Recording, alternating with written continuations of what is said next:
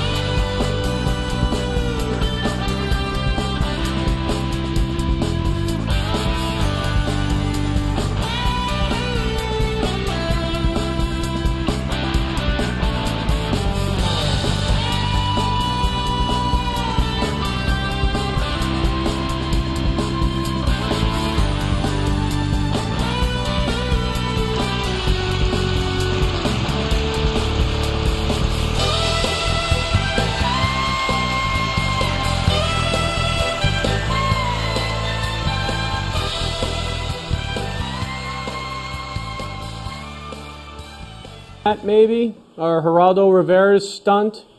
What about David Bloom?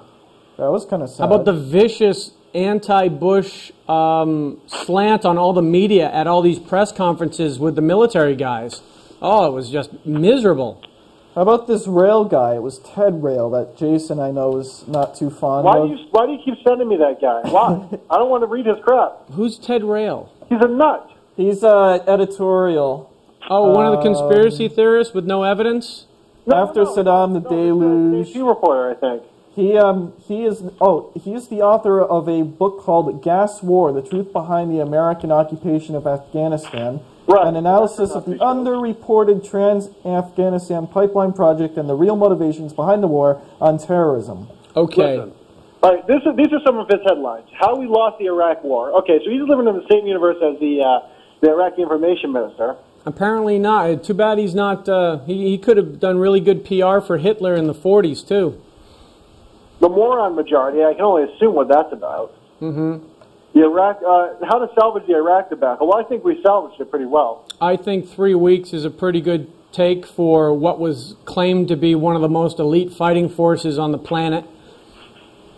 Well, yeah, that's kind of just a funny thing that they said. I don't think they meant that. I think they were just using rhetoric. Yeah, well, it's biting them in the butt because, like I said, the beauty of this is that every quote is in the paper. Every quote has video attached to it. They have so much ammunition. Hey, Mike. They have so much ammunition that anybody can use against these dolts. Mr. Gorbachev, tear down this wall. Go get him, Ronnie. Hello? Hi. Hello. Ronnie, Ronald Reagan channeled through you, Jason. I think we have a problem with our feed from Baghdad. Well, we're over in Baghdad, and back here in Baghdad, there's still fighting going on. Mm-hmm. And I want to let everybody know that we need to support the troops. Absolutely. In fact, PAC TV is having a Support the Troops rally on Saturday. Saturday at noontime. Really? Although this show won't air until after it's already over. It's on. Yeah, well, unfortunately. Yeah, the thing is that what we want to do, though, is probably a little better than that. We're not just having some sissy Support the Troops rally. We're actually going to go into the heart of it. And there's I found out through some channels that there's... Hello? Yeah, we can hear you. All right, I found out through some back channels that there happens to be a group in a certain location every week, and they do a silent protest. So what we're going to do is we're going to go down there. We're going to make it like the 4th of July. Mm-hmm. And we're going to show these guys. Well, I'll bring the duct tape, too, if they want to cover their ears as well as their mouth. Oh, you're going to touch these people? Well, they're going to cover them themselves. I mean, okay, that's gross. And speaking of that, how about the epithet? Yes, what about him? What is with this guy? Who does he think he is? Who? Epithet. Epithet? Yeah, the guy, what's his name? Tim Robbins of the 19th Century Fox. Oh, Tim Robbins? It's funny because we were mentioning him before you called in. Yes. I think he's a stooge. He's a who reads lines other people write for him. And I'm amused at the hypocrisy that he claims that free speech is dead because somebody who has an opposing viewpoint to him is speaking out. But when he was speaking out against the Republicans, against Bush, against the war, all these times, he never thought free speech was dead then. I've got a quote from him from, I guess, whenever he said whatever he said that seemed to upset everybody. Go ahead.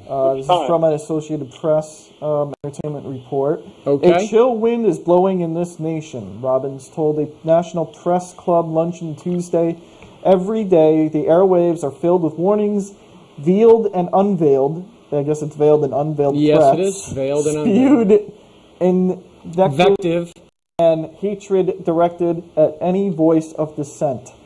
Well, isn't his voice a voice of hatred against those that support the war? That's the duality of his statement shows, one, his ignorance, or the distinct potential that he may have lost oxygen to his brain as a child that limited his mental development, if you know what I mean. Now, I'll have to tell you, that's the first time we've ever used the term duality on Mass After Dark. And invective, most likely. And at least it was war-related. What was the word? I'm sorry, I missed it. Invective and duality. Okay. All right, well, this is what bothers me about the whole situation. It doesn't bother me, but the whole baseball thing, the Baseball Hall of Fame, and they didn't want to play Bull Durham because, well, you know, Tim Robbins and Susan Sarandon go into a location with a microphone. Yeah, they played it. I believe they played the film. They just didn't invite them. They uninvited them to the playing. Oh, well, that's great. But here's the thing. They said that Tim Robbins came out and said that baseball should not be, it's entertainment, it should not be political. But then right after that, he said, well, but movies aren't entertainment, they're political. Yeah, and he also said right after it, he said, I didn't realize baseball was a Republican sport. Well, it is. Look at Bush. Well, every guy, you know what? I think you can really tell a lot about the character of a human being based on whether they like baseball or not. And baseball fans, in my 34 years of experience, seem to be more upstanding or more likely to be an upstanding citizen. Maybe it's about the values that are imparted through baseball, but I end up liking people who like baseball a lot more often than those who don't. Oh, really? Well, I don't like baseball. Take that for what it is. I thought you were giving Little League tips a few months ago. Yeah, but I don't like baseball. I can't watch it. I usually play it on the radio while I'm actually doing constructive work. But if I had to pick a sport that I enjoyed, I think baseball is it because it is so much of a mental exercise as well. There's so many ways to analyze it statistically, and there's so much data you can impart from it. I think it ages better too. How many football fans do you know can tell you statistics or even remember players from 20 years prior? Other than Too many? Too many, you think? Well, how about wrestling? I mean, they can do the same thing. Yeah, but not many do. That's my point, is people don't have a long memory about this stuff. They don't really analyze it. You ever talk to someone who tries to analyze hockey? It's very scary. They got in a fight. Well, no, they talk about skating and skating hard, and the Boston Bruins always need a sniper. But I don't know. In my experience, I found those who are fans and ardent fans of baseball seem to be people that I get along with better. Baseball, hot dogs, apple pie, Hertz Chevrolet. Chevrolet, yeah, exactly. Although I can't sit through a game because it's 3 hours of my life I will never, ever get back. Well, try sitting through NASCAR. Then tell me. Don't get me started on NASCAR. We'll have problems if we get started on NASCAR. I've got artwork. Well, NASCAR people, they know how to do the same thing. I mean, I just wouldn't use that as my the crux of my theory. Mm-hmm. I just don't think I would go that far. I've got some artwork for Dan. Artwork for me. Hold on, I made this a few weeks ago. Jason you know. Knows what one this is. It's of the protester. That's a great shot. If I had a job, I'd be paying your salaries. That's excellent. Well, not that one, but yeah. Is that a woman? I think it was at one time. Oh, boy. Talk about comfortable shoes. Yipes. I'm sure she, well. I don't get it. Huh? You never heard the old Robin Williams line of the euphemism about those women who may play for the other team, so to speak? Why do they have comfortable shoes? That's just what Robin Williams said, and it's bizarre, and it's something that I remembered. Ah! That's always bizarre. I've got a better one. There's a guy with a gun against Ronald McDonald's face. Yeah, how about you show us the one from the protesters last week? I like that one. What one last week? Hold on.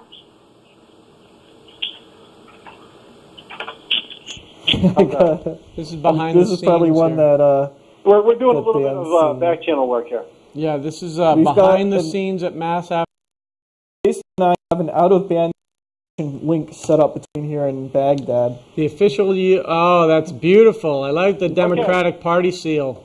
I have one here. All right, I have Send an it to audio me. file I think you should listen to from the 1980s. Okay. Hey, if you get a chance, try and pull up the WAV file of Clinton talking about Saddam Hussein back in 1998. One second, it'll be on there. All right. My fellow Americans, I'm pleased to tell you today that I've signed legislation that will outlaw Russia forever. We begin bombing in 5 minutes. That one? And they tried to use that against him, and it did not take. They tried and tried and tried, but the bottom line is people trusted him. And Well, I think they were probably happy that he was going to bomb them.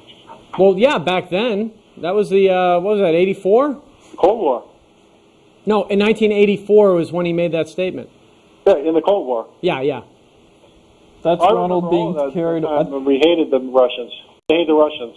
Mm-hmm. Now we're sort of friends now. I mean, well, we know they're our allies because they're backstabbing us. Yeah. Well, I don't know if anyone really has any friends in the world. We have business partners. We have a business relationship, but I don't think it goes beyond that. So we're cordial to each other for the sake of doing business. I don't think anything more than that occurs. I don't think Reuters likes it when I doctor up their photos, That's but too bad. that's okay. Did they send you a mail about it? What? Did you send me a picture? Did they send you mail about it? They said that I'm allowed to do it and that it's Adelphia's responsibility. So as far as Now, what's that? Who is that, and what is it? What's going on? He was the Dutch prime minister or something. This is before the war broke out or started. It was back Yeah. in March.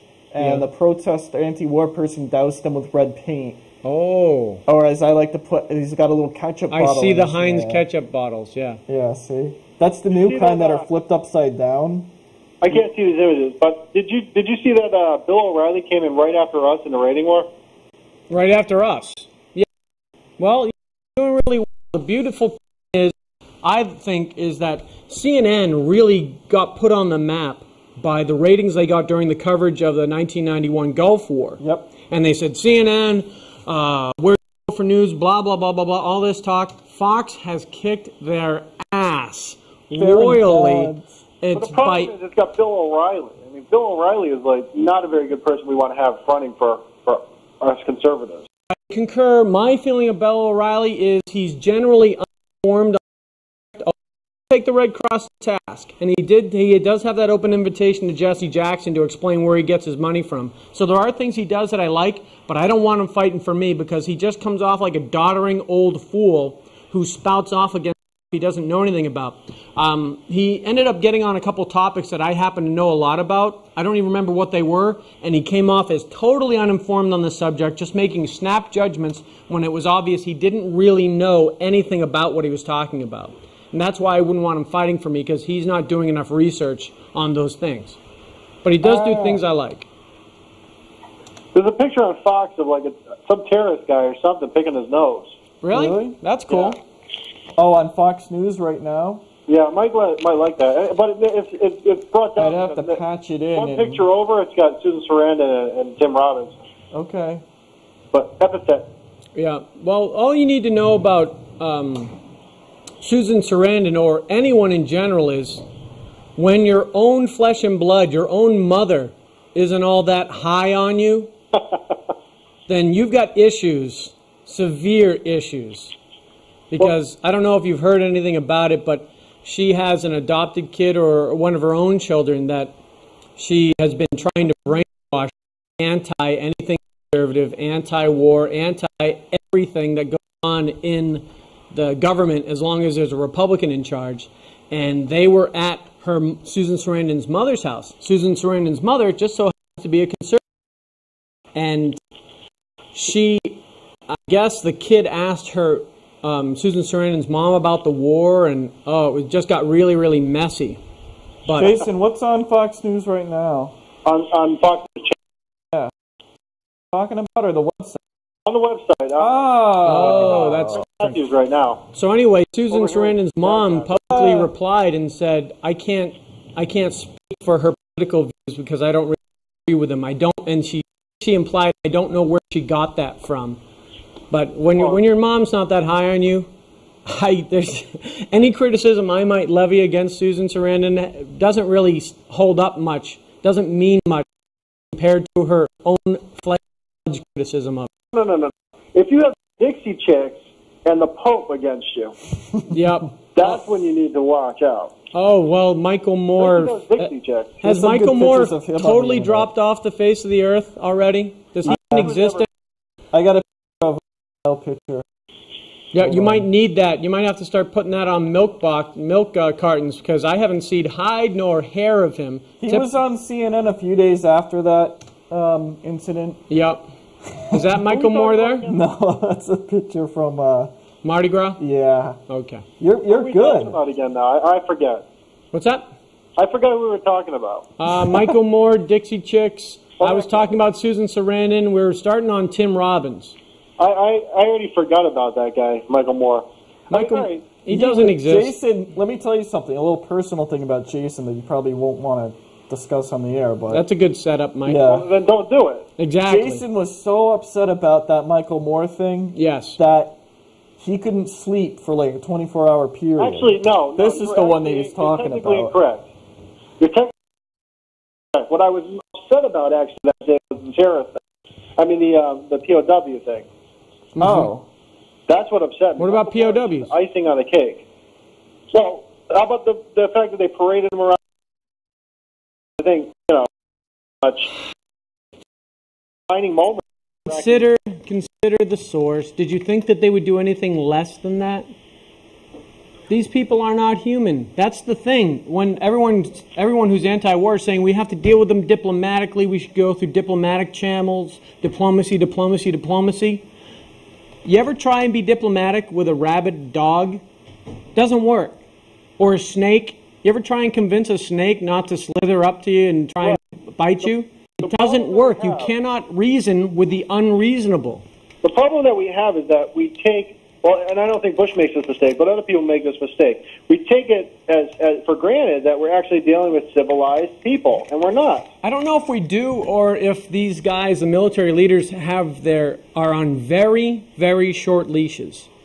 And that's my concern. If I had one of my criticisms of the Bush administration already, which I have several, is that he didn't let these guys take care of business. I don't care if you have to kill a few thousand Iraqis, because if we are to believe what the liberals have been saying, the sanctions that were imposed on Iraq for the last 12 years are killing 500,000 Iraqis a year due to starvation. These were sanctions that were put... Guys, so we can't do that. We're the good guys. Yeah. These sanctions were put in place because Saddam Hussein refused to comply with the terms of his surrender back in 1991. So if 500,000 Iraqis are dying every year because of these sanctions, it's big of a deal that can process of invading Iraq. And maybe if more of them died, then less of our guys would have died. I'm not too keen on giving up an American life for any number of some lives from somebody else. They wouldn't have died from the sanctions if the food actually went to the Iraqi people like we had. Isn't that the beautiful part of all of the oil into Syria, Russia, and France? And we did that as an emergency because with all the sanctions that were already imposed, we said, well, we've got to feed these people somehow. So we said, okay, here we'll do oil for food, and we'll at least be able to get your people food. And he said, okay, we'll do that. And then he took the money from that and made palaces and bought weapons from France with it. So how do you reason with a guy like that? You can't. No, I think you reason with them the way Ronald Reagan reasoned with the Russians. I think Bush is doing a perfectly good job. Calling them barbarians? Well, that was Iran, sorry. The evil empire. Yeah, the evil empire. Worked all right. The axis of evil. Yep. If we are to apply blame or credit for things that happened during presidential tenures, last I checked, the Berlin Wall went down during Bush's watch, correct? The Bush administration, yes. So if we're to apply blame or credit for whatever happens during their tenures, then perhaps the most significant event related to the world, at least since World War II, occurred on Bush's watch. Why is he not given any credit for that? Somehow it got done. How many, with a Democrat president in office, Carter, how many of those Iranian hostages were returned while Carter was president? I believe the answer was 0.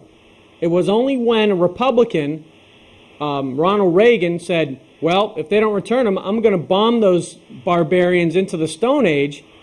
Did Iran cough up the hostages? Was it 24 hours before or 24 hours after he became president? He got inaugurated. I think it was 24 hours afterward. I mean, exactly. Well, yeah, he definitely did.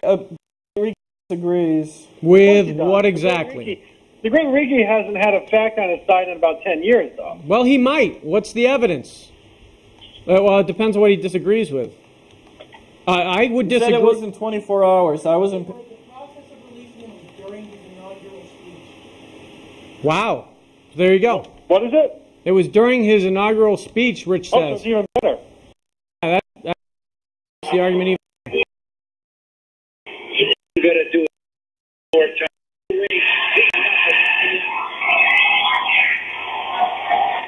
How about that? I couldn't get it. The cheering was too loud. It must be the Minister of Information tampering with our signals. Yeah, we must. Again. Yeah, they're trying to block us out. Must have been too much clapping.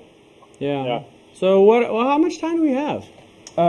Like another 10 minutes. Cool. Well, what else you want to talk about, Jason? Are you better off than you were 4 years ago? Oh, that again? Yeah, I do have something I wanted. It's been bothering me for a while. Oh, okay.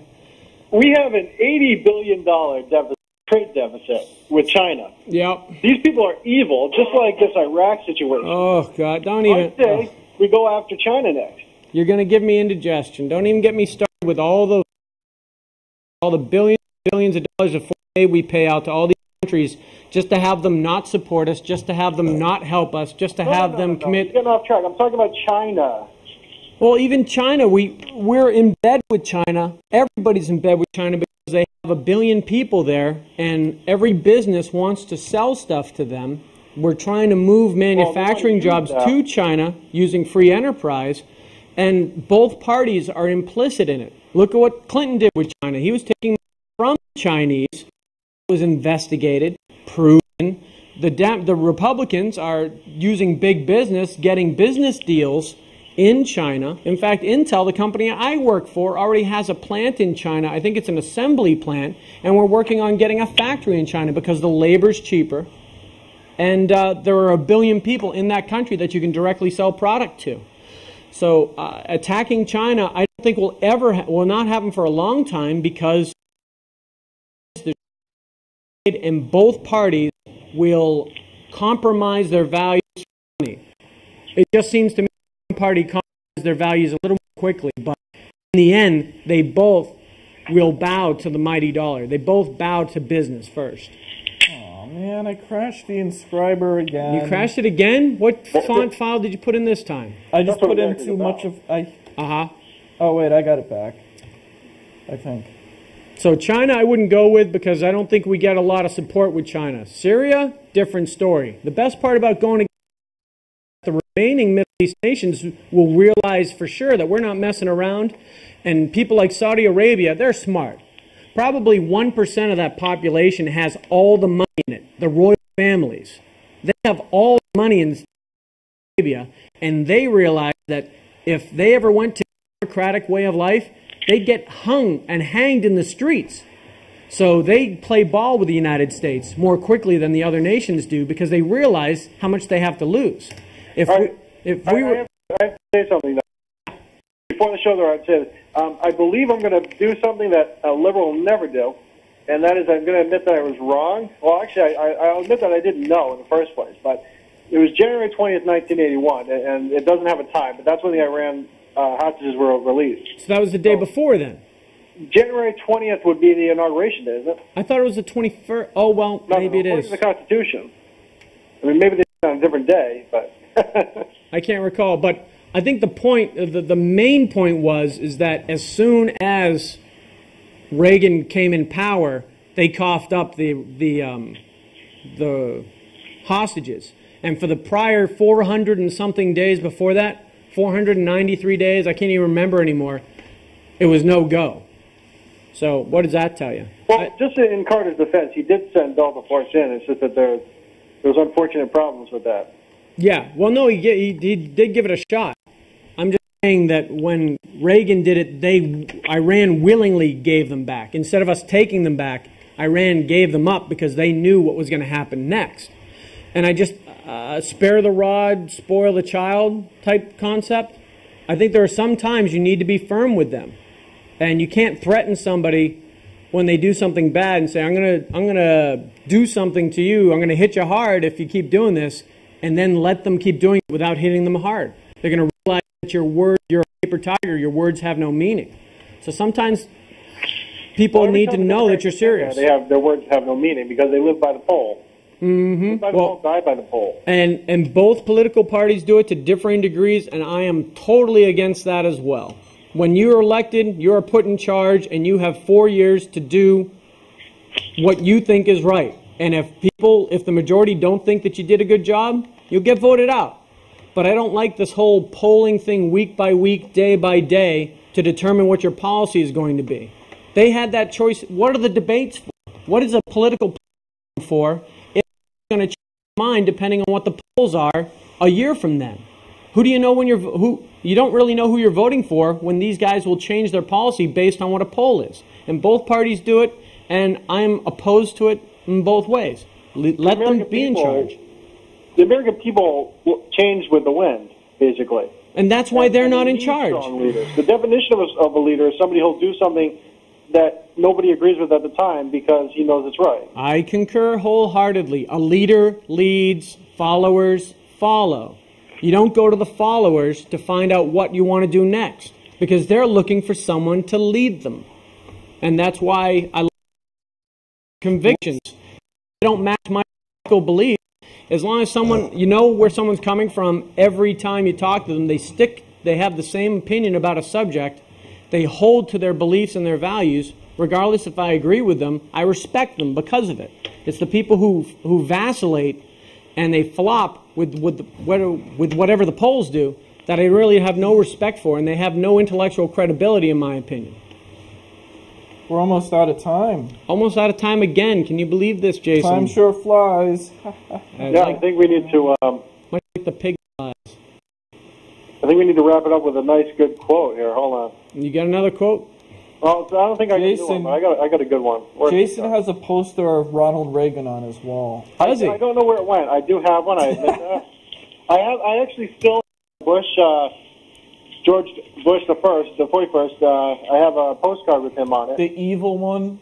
Really? He's not evil at all. Not the dwarf one? The evil oil bush? Yeah. Well, they're both evil. No, they're both evil oil bushes, right? Yeah, but one's a coke smoking, coke sniffing, draft dodging, pilot oil evil man, and the other guy was... We weren't just marking time. We made a difference. We made the city stronger. We made the city freer. And we left it in good hands. All in all, not bad.